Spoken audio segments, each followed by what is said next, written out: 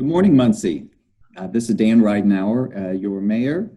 I do have a guest today, Kelly Schrock from the Community Foundation. Good morning, Kelly. Good morning. How are you? I'm doing really well. Thanks for asking. Good, good. I'm going to start with just some brief numbers about how we are in Delaware County.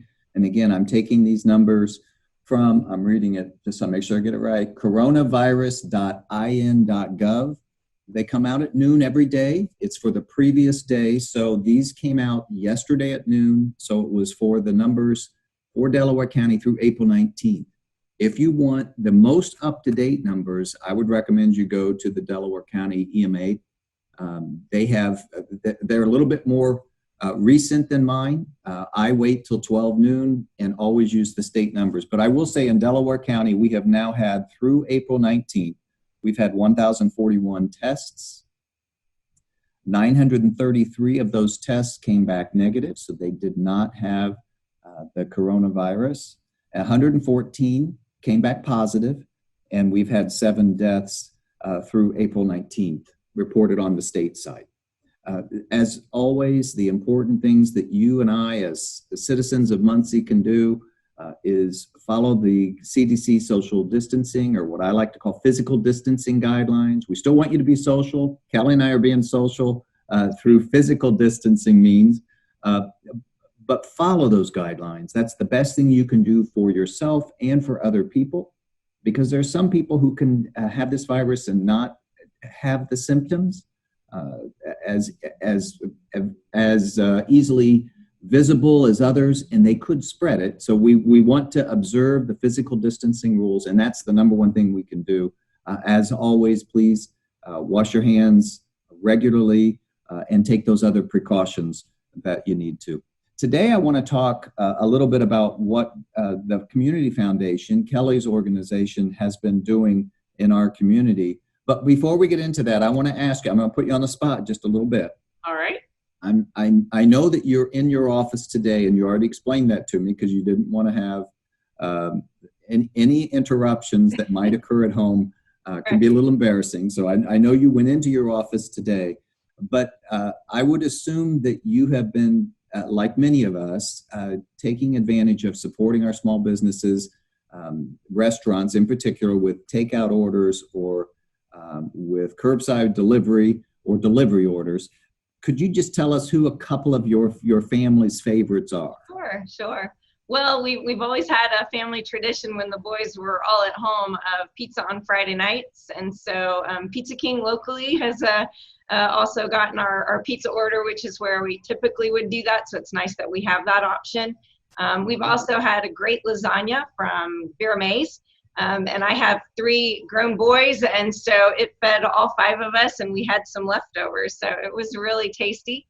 And Roots Burger Bar, the boys love burgers, so we did Roots takeout a couple of times as well.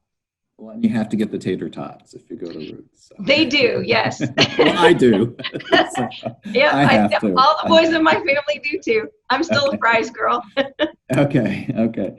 Well, Kelly, tell us what the Community Foundation has been doing to help support some of the not-for-profits. The not-for-profits obviously are doing a lot of work behind the scenes that our community needs, taking care of individuals. What are some of the things that at the Community Foundation you've been doing to help those not-for-profits through this situation? Sure. Thanks for asking. Part of what we're doing, like everyone else, we are working from home typically. We are accessible there, so you can call our office, you can email us. We have begun with emergency grant making. And first thing that we did was really start calling our nonprofit organizations and checking in on them, asking how they're doing, what things are changing in their world, and what challenges they face. So far, starting in the 16th of March through today, we've probably talked to over 55 nonprofit organizations in our community, some of those multiple times, to keep checking in with them, gathering a lot of good data. We're also talking to our other funders, other funding partners in our community, trying to coordinate our efforts. And I've been really pleased with that, having regular conversations with other local foundations and United Way to make sure that we're coordinating our efforts and that we're sharing information as we get it. And then also assessing needs of those organizations. So after those calls, figuring out where the needs are in our community and how we can help as a community foundation, as your community foundation, Muncie and Delaware County. We want to do our best for you and make sure that those organizations that are working to meet their mission day in and day out are getting support that they could use during this pandemic. So we've taken direct requests through email, and we've done most of our grant making proactively, so there's been no application required, no action really needed on the part of the recipient. We have awarded $37,000 to date. Just to give you an idea, our emergency grant making has really focused on frontline responders and on basic human needs, shelter, food, housing, that kind of thing, and those frontline responders. So we've awarded 12 grants in our first phase of emergency response grant making and 12 in our second. We're in the middle of our third. Some of the organizations, Mayor, Alpha Center, Boys and Girls Club of Muncie, Delaware County Emergency Management, Indiana University Ball Memorial Hospital, Inside Out Community Development, Little Red Door, Muncie Mission, Open Door Health Services, Salvation Army, Second Harvest Food Bank of East Central Indiana, Soup Kitchen of Muncie, YMCA of Muncie, the Delaware County Adult Probation Office, the Delaware County Coroner, and the Delaware County Volunteer Fire Departments, of which there are 8. So those township fire departments: Albany, Delaware Township Volunteer Fire, Eaton Volunteer Fire, Gaston Volunteer Fire, Hamilton Township Volunteer Fire, Liberty Township Volunteer Fire, Monroe Township Volunteer Fire, Salem Township, Daleville Emergency Service, and the Yorktown Fire Department. So those are some of the grant making that we've done to help. Most of those grants are $1,000 or $2,000 grants. Okay. Well, that is an extensive list, and we really appreciate what the Community Foundation has been doing. We know the importance of the non-for-profits, and because they're dealing directly with the community that has the most need often.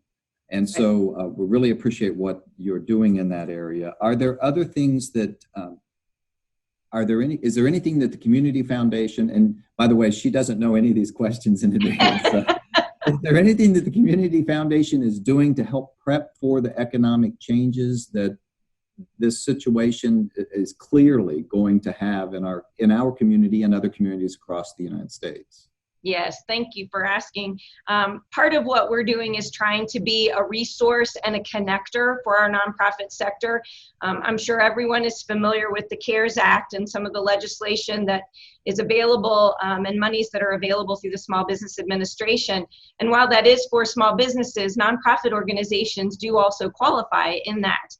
So the Paycheck Protection Program and the EIDL Advance Loans are 2 things that we have tried to work with other community partners to inform and encourage our nonprofit organizations to apply for those programs, those loans, as it makes sense for their organization. We're certainly not the experts, but we know who is in our community, and we've tried to get them in touch with those people. So certainly our Economic Development Alliance has pushed out information for us to our list of nonprofit organizations. The Innovation Connector and the Small Business Development Corporation, Ted Baker and Peggy Stanova, have been very instrumental in helping serve as resource people. Ted's willing to talk to any nonprofit organization that has questions that may not have the expertise that is needed, and certainly is working with those as we've tried to connect them. We think that's really important because sometimes when the word has loan in the title, nonprofits are concerned, or they may just ignore that information because they don't want to take on debt. But in some instances and with certain circumstances, those loans are fully forgivable, and we want to make sure that the nonprofit organizations have all the information to make the best decision possible. We're also trying to make easy for our community to help. We know, and you know, Mayor, that we have a very philanthropically inclined community. We're very, very generous population here in Muncie and Delaware County. And so certainly we're going to try to provide a way for folks to help who want to help. And there are many ways. We're not the only way.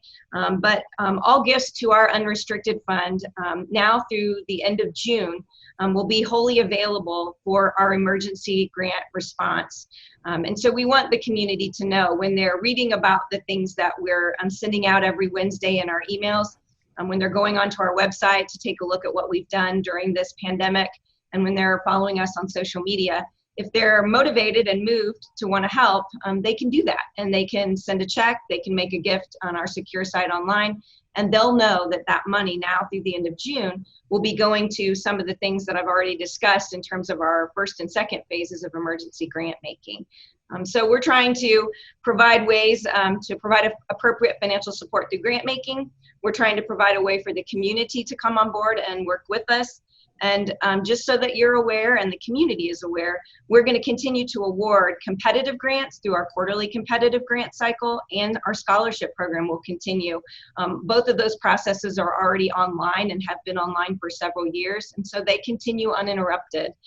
So students graduating from the class of 2020 are still going to have the opportunity to receive scholarships that will help them achieve their dreams and goals in higher education, as well as other nonprofits who have wonderful programs and are doing good work, meeting their mission day in and day out. They'll still have the opportunity to apply for grants through our quarterly competitive process.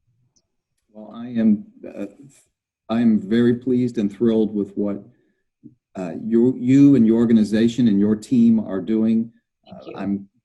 It's good to know that the competitive grant programs are still going on.